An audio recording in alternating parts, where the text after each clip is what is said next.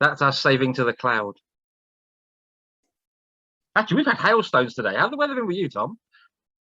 Well, I walked downstairs and I was like, it's snowing. Yeah. And it's literally snowing now. Look at me. Is it snowing? Oh my God. We did have hailstone. We Yeah, did we have had hailstone, but it started snowing now. Yeah, horrendous hailstones we had. It's just, this is weird because kind of to look at Tom, as in feel like I'm looking at Tom, I've got to look at one corner of the camera. So actually look into the camera, I've got to look completely the other side. So if I'm not paying attention to the audience at any point, I'll apologise now. Anyway. Sorry, all six of you. Yeah. Hi, Helen. Hi, Helen. We might even get to go see Helen in her garden soon. Now, before we get into Drag Race, I've got to get some COVID off my chest. Not literally. I don't have COVID that I'm aware of. But we had to go out this morning because Paul's had his first vaccination. I've still not had it. I'm not bitter. But different doctors, you see, and different countries. Different countries, because basically Paul moved in here right before lockdown 1 started, and then our doctors have pretty much just said, no, we won't talk to people. So for a year, he's not been able to change his doctor. And now we're like, well, he's had his first jab. He might as well not even bother trying till he has at least his second jab. He's going to bugger that up. So we had to go all the way to Western-super-Mare. I went with him just in case he fell poorly off the back of the jab and suddenly couldn't drive. So I could drive us home. So we stopped in Asda on the way because we needed a couple of bits of groceries and whatever else. Oh, my God. What? How busy was it? Well, this is what I'm getting to. I've not seen Asda this busy. It was like Christmas outside of COVID levels busy. It was fucking ridiculous, right? So, and they weren't stopping anyone coming in and out. And then you saw the staff suddenly sort of go, maybe we shouldn't be doing this. And then all of a sudden, they put people on the door. There was some announcement about staff, which I couldn't understand a word of. And and all of a sudden, they were letting 5 in, 5 out. And there was a queue right around the block. And I was sitting there going, well, what the hell? And then I started, while I was queuing, examining people's trolleys. And also the shoppers, which I hadn't picked up on. Yeah, and there was this really even 3-way split of people who would just probably go and do their grocery shopping on a Saturday morning anyway, right? They're fine and dandy. If I keep the laptop going, look, we're illuminated. No, because it lights from above and it looks horrible. So there was grocery shoppers. Then there were all these dads with children buying lovely meal things and flowers for Mother's Day. And then there were the people with barbecues. Have they looked out the window? I know they're allowed like another household in their garden as of today. Why would you stand around in the piss freezing cold to have a barbecue just because you can? Give it a fortnight, love. It'll be about 3 degrees warmer. You'll be fine. Like, do you know what I mean? What is wrong with people? And then it suddenly hit me. Oh, and it's Super Saturday for the rugby, isn't it? So there's 3 Six Nations games today. So everyone wanted to be home before 1 o'clock. And that's why it was bonkers at like 10:30 or whatever time we were there. 11:30 was it? Yeah. Well, 11 when we finally fucking left. I think we probably rocked up there about 10:30. Yeah, right. Yeah. And we didn't even have enough stuff for a bag. We carried our stuff out. That's how little we needed to get, and it was still ages. So anyway, that was the thing. That's the whole thing. But I've had my first jab. I've been injected with poison, and I'm about to go foreheads and die. Oh, I've got Windows running. Do you think it's talking to your jab right now? Don't tell it. I can't hear anything. I can't hear the signal between the two. I had to think then. I was like, what do you mean? and then I clicked 5G. That was an argument I had at work yesterday, but we'll be here all day before we get onto Drag Race and start that as well. But needless to say, someone got a look. True. So we're here actually to talk about this week's Drag Race UK, the penultimate episode. I don't know if they'll do it.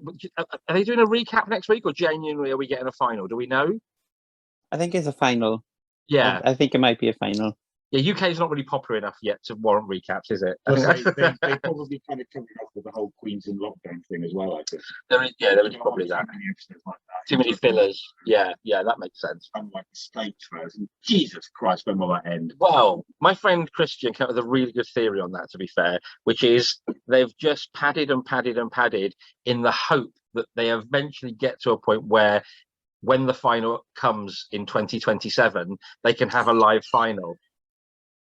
I think that's what they're aiming for. And they're going to gradually start bringing each queen back, but not just from this season, from every season.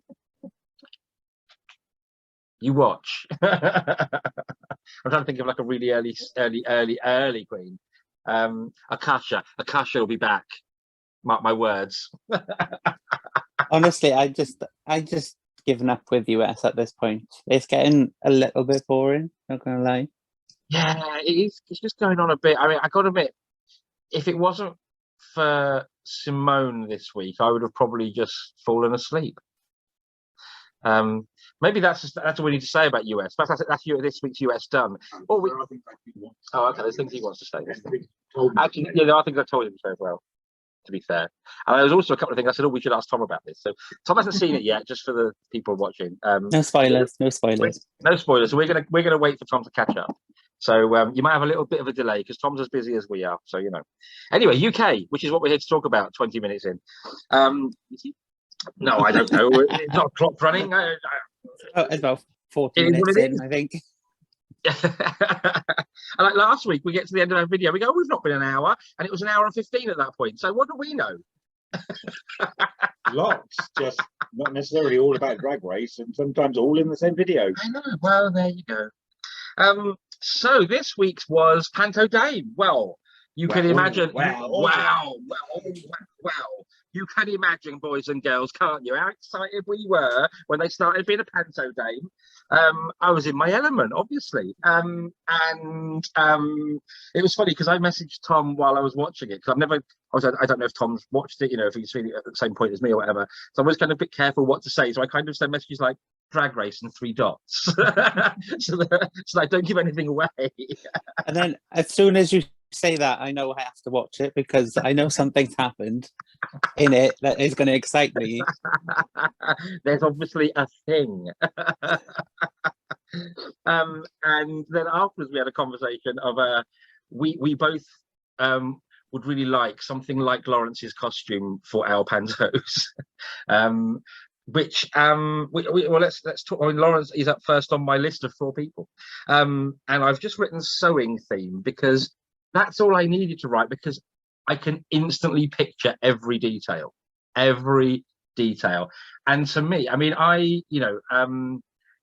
went to pantos as a child, as the majority of the UK did, and then I wasn't a dame in one for a long time actually, but not probably till my mid to late 20s at least. And my first panto dame was Ugly Sister, with a very close friend of mine, David, and we are in the same way that you and I, Tom, make quite a difference on stage. So did David and I. The difference being David was also about that thick. So he was like, ooh, and of course, being skinny tall people look even taller, don't they?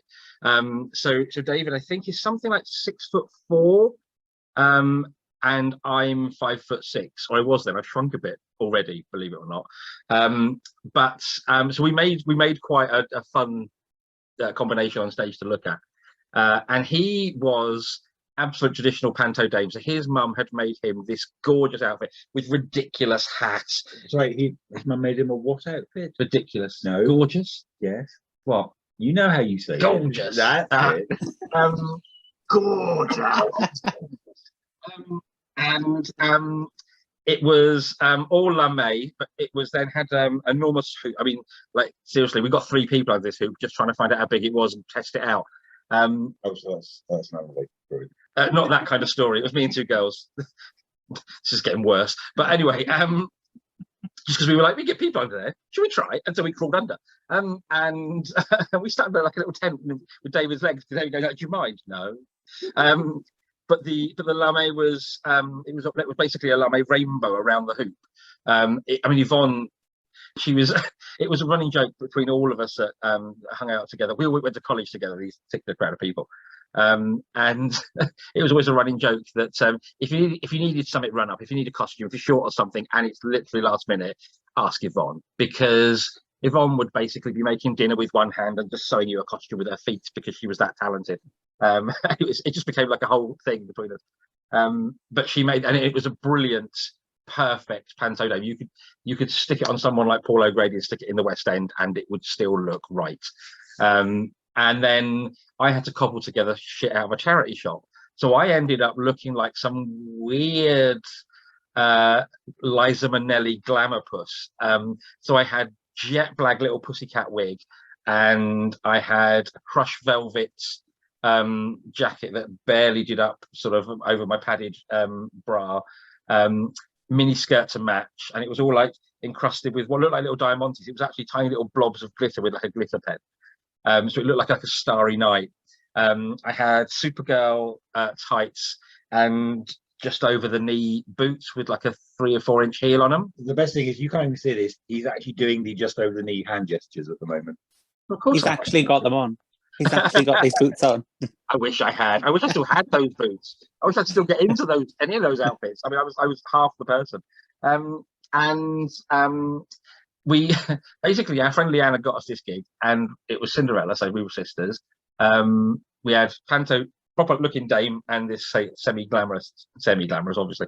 And we kind of made it up on the spot, and somehow we made this show last an hour. And the kids loved it and wanted to come back and watch us the next day. These were the same kids the following year when we went back with a panto that David actually wrote this time with his own music, because David's insanely talented. I was the baddie elf trying to kind of steal Christmas. It wasn't the Grinch per se, but it wasn't far off it either. And when David, as the good elf, got his magic back and froze me, and I froze in front of these 7-year-olds. I mean, they were 5 to 7. It was like infant school kids. And I was frozen, and it was like, they've got the little ones at the front, they get taller as they go back, don't you know, it's like in school. So there was this barely 5-year-old child right at my feet, and she was the most adorable, like, you know, like in Matilda, when it's young Matilda before it's the main Matilda, right? Imagine her, gorgeous, enormous saucer eyes, sweetest little thing, sat there, and David went, "What should we do with him, boys and girls?" And this soul voice came from my feet, from this little absolute cherub who looked me in the eye and just went, "Burn him."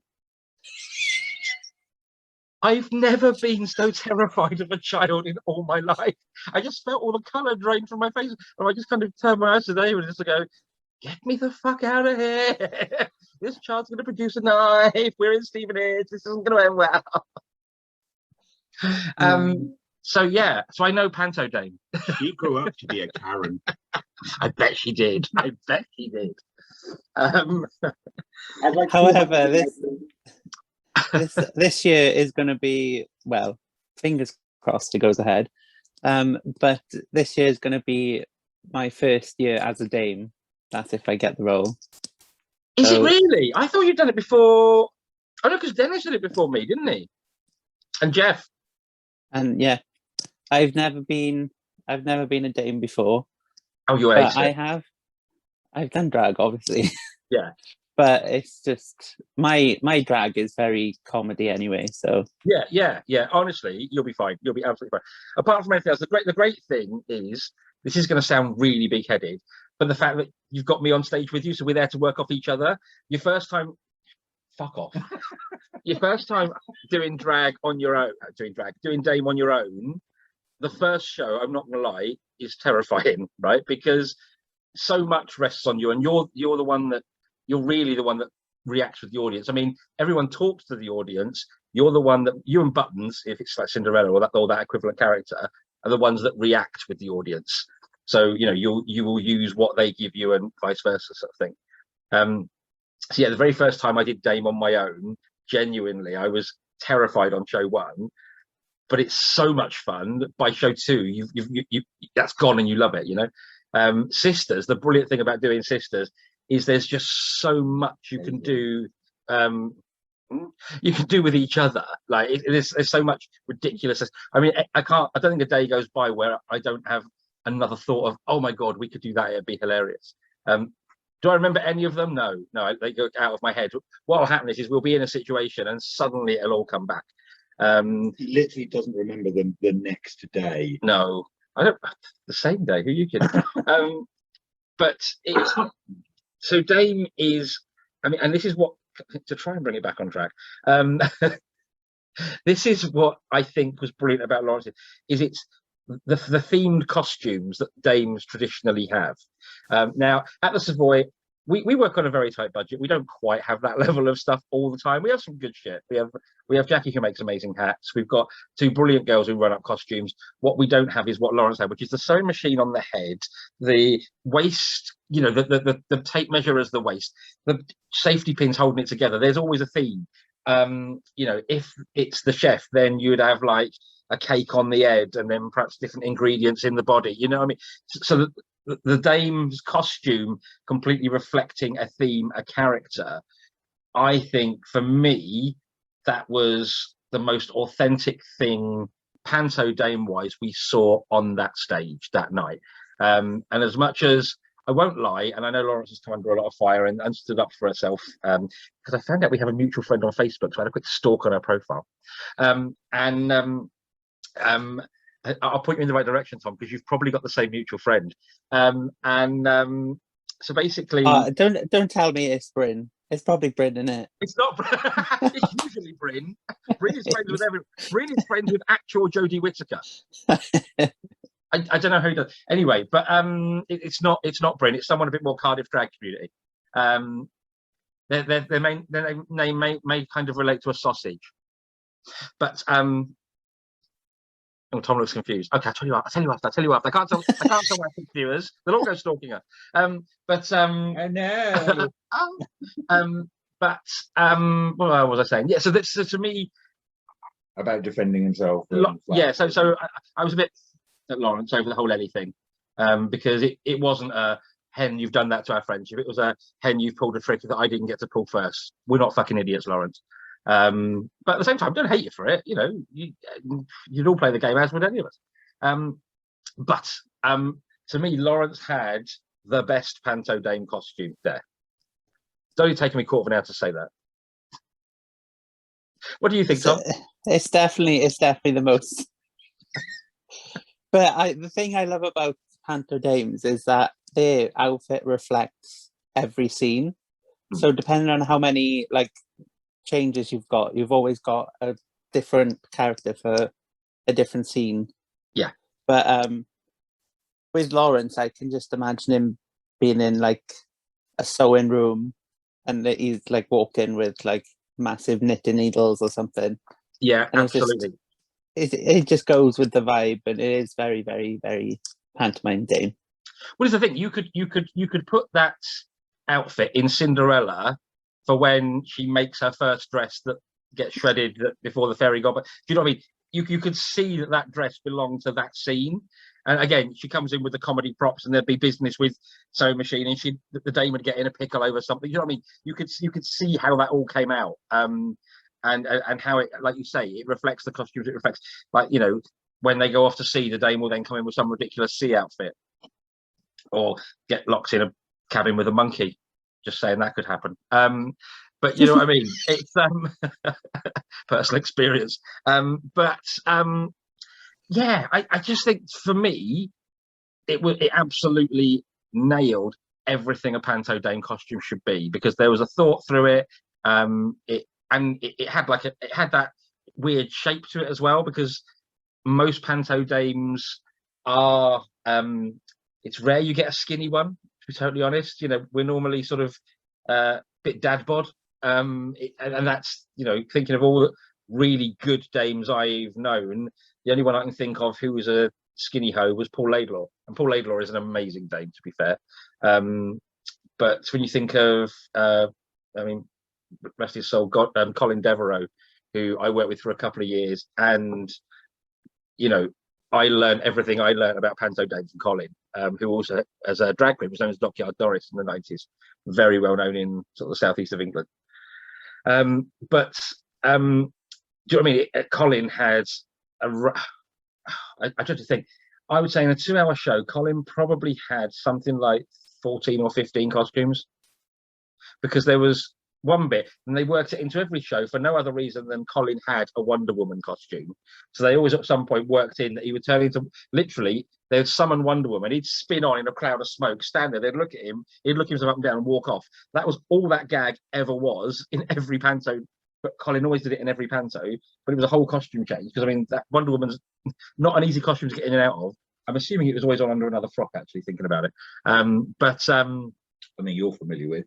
Something I'm very familiar with after last year. Jesus, the sweat. I mean, I lost a lot of weight. Could do that again. But yeah. So Lawrence, for me, it was everything a panto dame costume should be.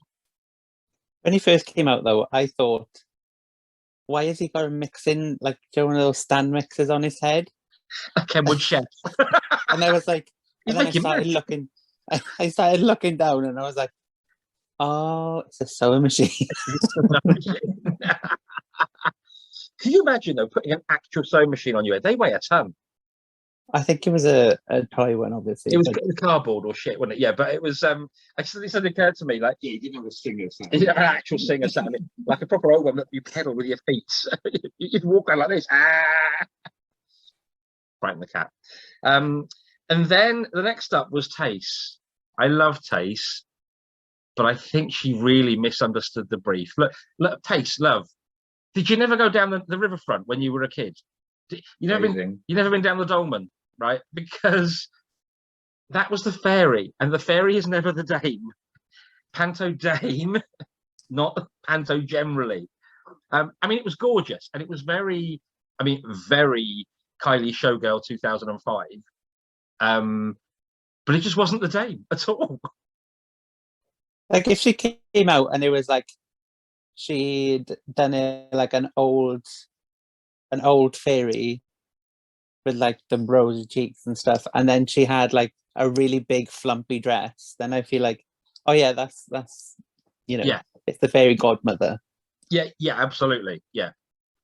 But she came out as most pantos do, the fairy that always talks in rhyme, stands over to mouse, stage right, in her own little twirling spotlight, and drives the story on, but never interacts with the other characters apart from the main character at one point, just to make the magic happen.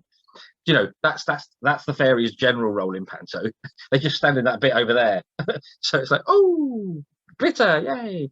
And she'd kind of almost gone Dame-esque with the face, I thought, because she'd gone for the over the top. Because again, the fairy normally would be Linda Lusardi or some gorgeous person from the television, and very, very pretty. So Tace had kind of gone dame, not dame, which is just looked a little bit odd. So I've just written here, showgirl fairy, not a dame. I just wanna know if she borrowed the little skirt part from Sister, from when she did the werewolf look, because it was exactly the same tail. Maybe. Just sprayed it blue. Oh, I did see, actually, this episode, I saw a horrid wig in the background, and it was all like basically on the shelf, but it was like falling down, and it was all like mishmashed and stuff. Why has she not packed it and taken it home? Oh, Taste will do it, man. They live in the same house. But yeah, exactly. Yeah, I won't bring everything. I can't be asked to pack, so Taste can bring the rest of it. No, it literally looked like as if she took it off her head and just thrown it, and then it just landed, and it's all dishevelled and messy.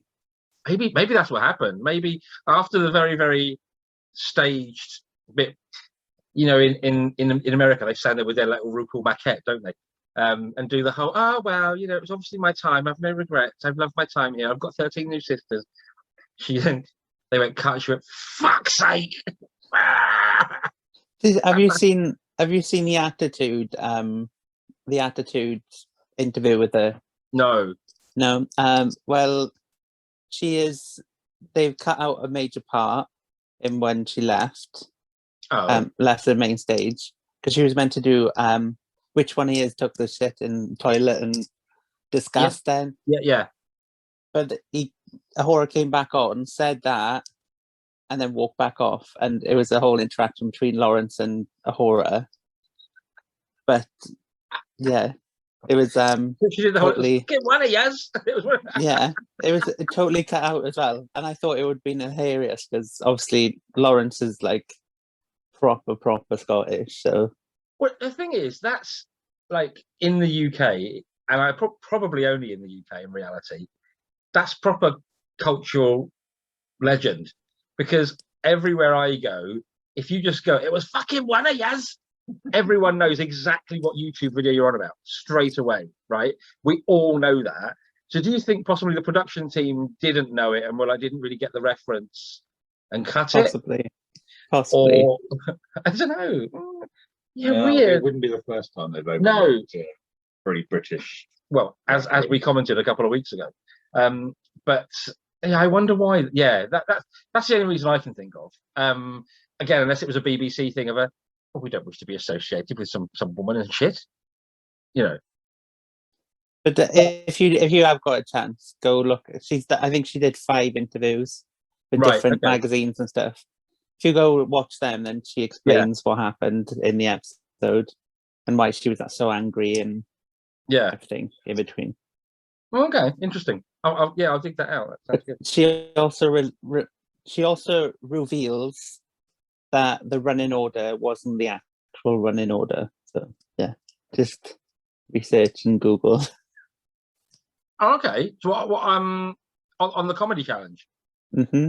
It was basically a shit sandwich, like Lawrence Cheney said, and it was Lawrence first, Ahura, Ellie, Tace, and then Bimini at the end, or it might have been Bimini and Lawrence the other way around.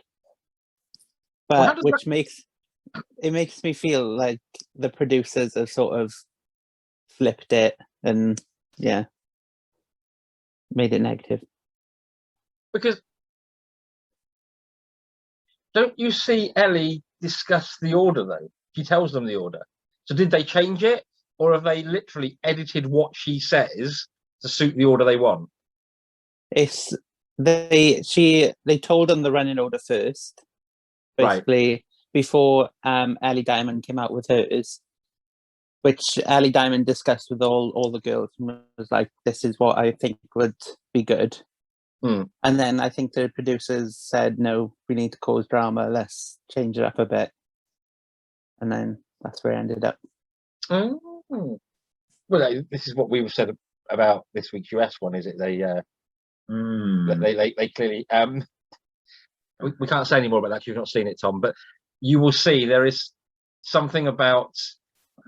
Well, I'd say watch it and see if you come to the same opinion we do. But I think you'll know when you see it exactly what we're talking about. I think there is an opportunity in this week's US where they could quite clearly have just tinkered things to go the way to create a bit of drama. Let's put it that way. Fine. So next up we had Bimini. I've just written down Baby Doll. And funny enough, I can picture that really, really, really clearly. It is whatever happened to Baby Jane. It is pretty much whatever happened to Baby Jane, which to me will always be French and Saunders. But I don't know. It didn't scream panto dame to me straight away. I think if you said to me, "Oh, it's in this panto and in that scene," I'd go, "Oh yeah, I see how that works." But I didn't instantly, as she came around the corner, I wouldn't have gone, "Oh, it's a panto dame," in the same way I would have with Lawrence. It was sort of like a flashback moment. Like if the dame was to do a flashback and they were going back to their childhood, and that's how it would be shown. Yeah, or if randomly the dame suddenly had to dress up as a baby for some reason, best known to the script only. And don't get me wrong, it was a great outfit, and Bimini looked amazing. But if she'd come out and I'd not known what the challenge was, I wouldn't have gone, "This is a panto dame challenge." With Lawrence and Ellie, I absolutely would. With Tace, I would have said, "This is a panto challenge." Do you know what I mean? I think that's, for me, that's the difference. I think it was a bit of just a little bit of a dodgy misstep for Bimini, and out of character too. I think it was as well. It was kind of toddlers and tiaras. Like pageant kids-esque What's that? kind. What's that one? Fanny Boo Boo? Honey Boo Boo? What's it called? Fanny, I don't know. Fanny Boo.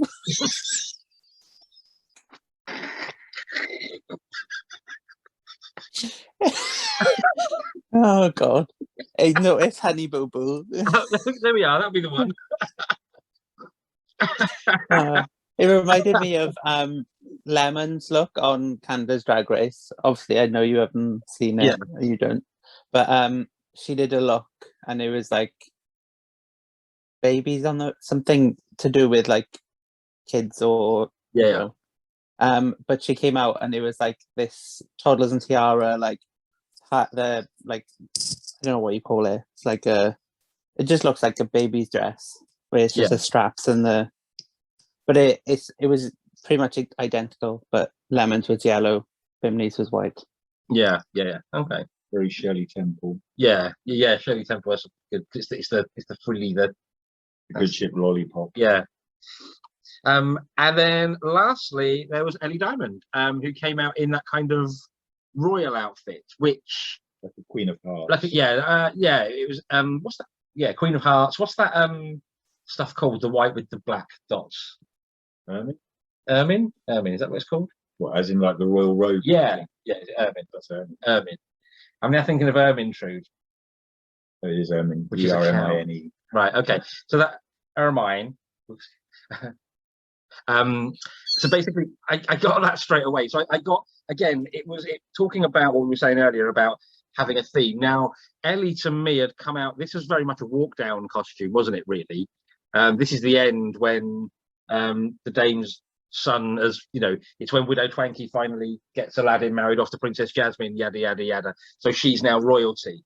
But I don't think again it just didn't tick as obvious a box for me as Lawrence. It was only just below it because the theming was all there, and I think again for a Dame massively important, but it just didn't have. It was a bit too classy, wasn't quite silly enough. Again, for a walk down, perfect. For the finale, great. When everyone's coming out and going, "Oh, my boy's finally married. Oh, I'm a queen," and yada yada yada, all the shit jokes I put in every year. That's the joke. So it's I got it. It was good. It's a little bit under Lawrence's theming for me. Was I'd see it in obviously when you were saying Queen of Hearts, I would have saw it in Alice in Wonderland. I don't know if there is a panto of Alice in Wonderland, but I feel like it would be a good one to make. But that would be the only reason for a Dame in Alice in Wonderland as a panto. That's what Ellie's makeup reminds me of now. The lipstick heart is Helena Bonham Carter. Yeah, because it's that very almost little. I mean, I know Helena had it as the actual heart. Yeah, but obviously the way it's done makes it look like she's doing that. Well, but I think Ellie's was meant to be a heart as well because she also had little red rhinestones on it, which I just kept thinking I'd lick them off, not intentionally, not go, yeah, but I just know what I'm like. I'd forget they're there. I'd talk too much. I'd have a drink or something, and then I'd be like, oh, I've lost one. Or you'd be nervous and you'd be like biting your lip, and then you just start spitting them out like a machine gun. Well, the other thing is, you got to bear in mind, obviously, on a drag race runway, you don't really have to talk. As a panto Dame, you kind of have to do a lot of talking and singing. So we try and avoid the singing when I'm doing it, but that's just another thing. But it is very much or you do like I did in Sinbad the other year and just don't sing your line when it comes to it, and then look at everyone else like they're idiots. And afterwards I said to Natalie, didn't sing my line, did I? She went, no, we were all looking at you wondering what you were doing. I was like, yeah, I was looking at you thinking the same thing. What I did love, did amuse the hell out of me, was in the main challenge of BeastEnders, which I thought was fun. I did like a lot. I liked it more than I thought I would. Yeah, it was really. They're nearly as hit and miss as Snatch Game, the acting challenge. Yeah. I thought Taste was much better than they gave him credit for when they critiqued it. Yes. For me, Taste was a bit standout. I have to be honest.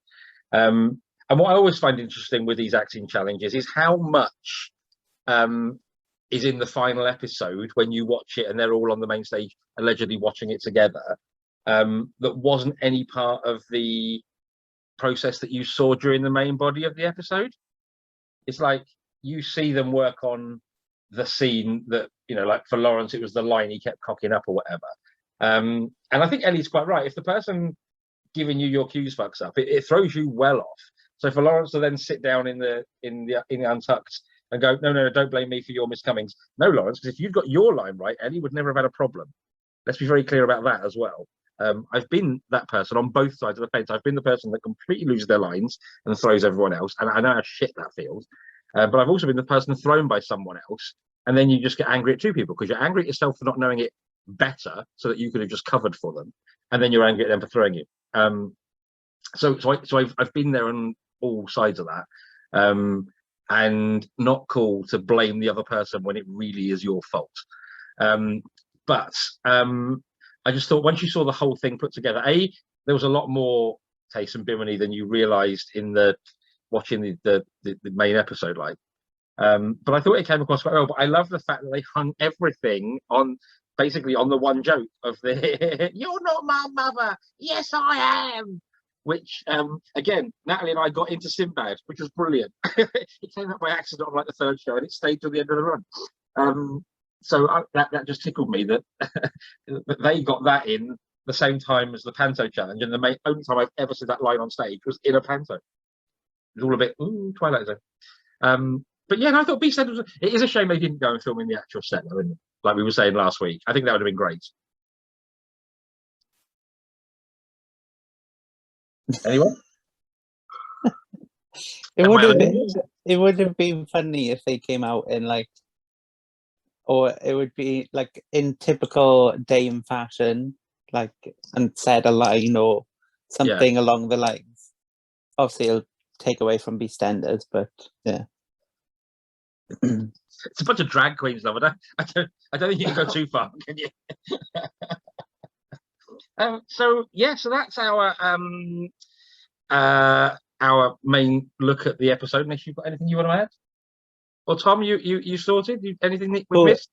Who are we thinking is going to win? Bimini. Well, no. Not who do you want to win, and who do you think will win? Because that's two answers. No. I would love Bimini to win. I would love Taste to win. I don't think either of them are going to, because I think this has been Lawrence Chaney's in the bag for episode 1. I think weirdly, Ellie Diamond is there for a reason. I don't know why RuPaul is keeping her there if she's been so low in the competition.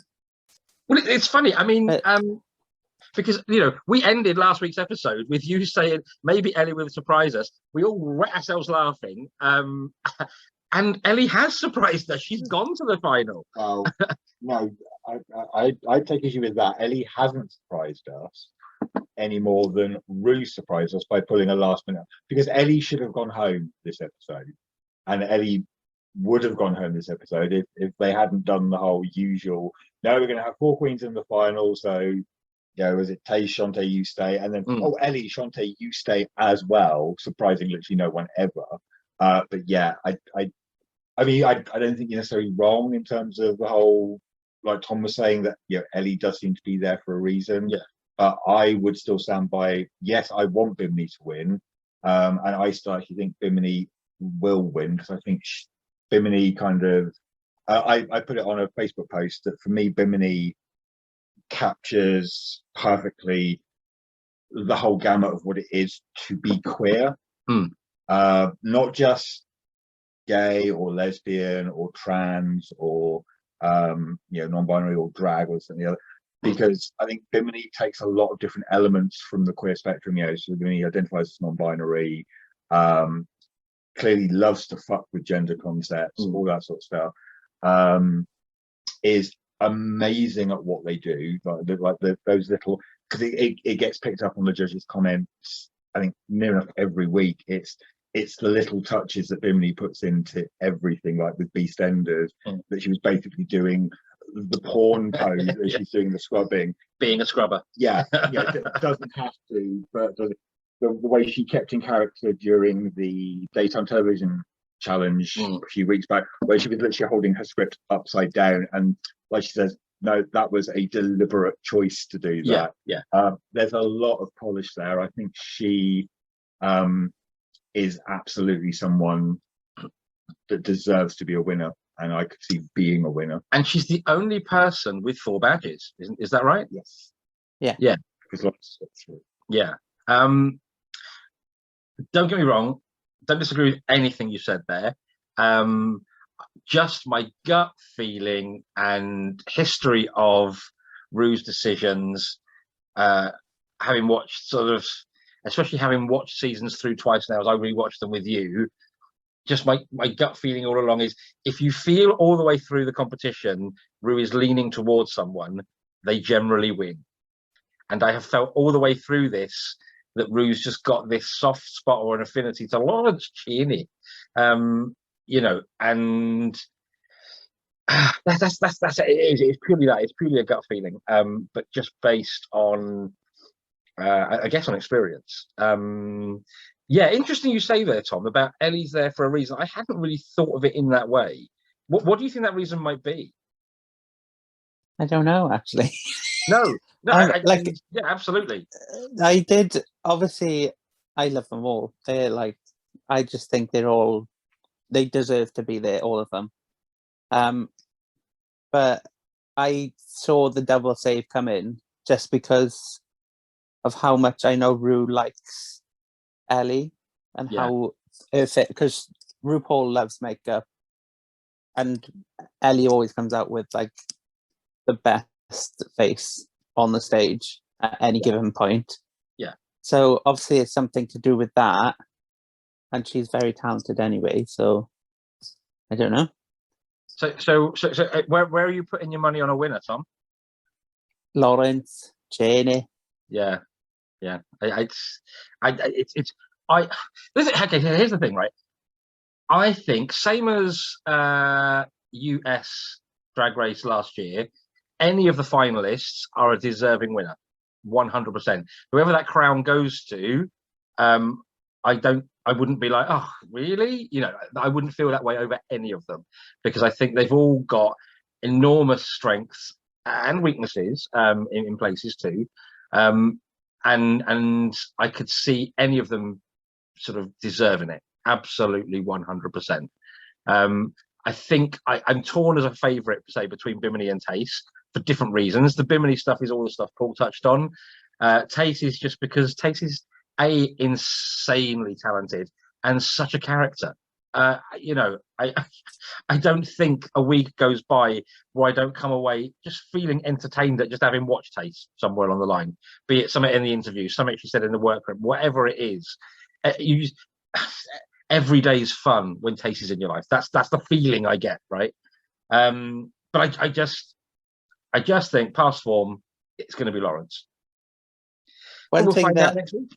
One thing that did annoy me about what Tace said this episode was how she said, "Oh, we're both doing it for London," and I'm like, "No, you're from Wales, love. Yeah, Give it to us. You're doing it for Wales." That Valley's accent doesn't come from nowhere. You're doing it for Wales. Exactly. Yeah. She couldn't be more of a townie if she tried. Let's just be honest about it. So that's it. So we're nearly done with Drag Race UK for the second season already, which just seems impossible. Seems like 2 minutes ago they were announcing it and we were all excited. And then we're going to have two. We're practically at UK All Stars. What are we talking about? It's and then I'm guessing season 3 is kind of cast, filming, happening, summit. I think it was filming a couple of days ago or weeks, possibly. Okay. So I didn't get on it again. Big whoop. I'm gonna have to talk to my new best friend Michelle Visage and get together with my other new best friend Elaine Page and see what we can do about this. Frankly, yes, well, they're both BBC. They're both Radio 2. BBC people. There's got to be an in there somewhere, right? Right, well, we will be back next week for the last week for UK. Obviously, we're sticking around for US for the next 7 months until that finally finishes. But if we can be bothered, because like we said in the middle of this, it's just getting a bit dull. It's too much. Maybe we need to like review every other week or something. I don't know. Review it when there's something to say. Whatever. Right. Okay. I need to press stop, don't I? Bye. That one? No. That one. Buggery. What? I'm just going to cut this because I can't. Oh, there we go.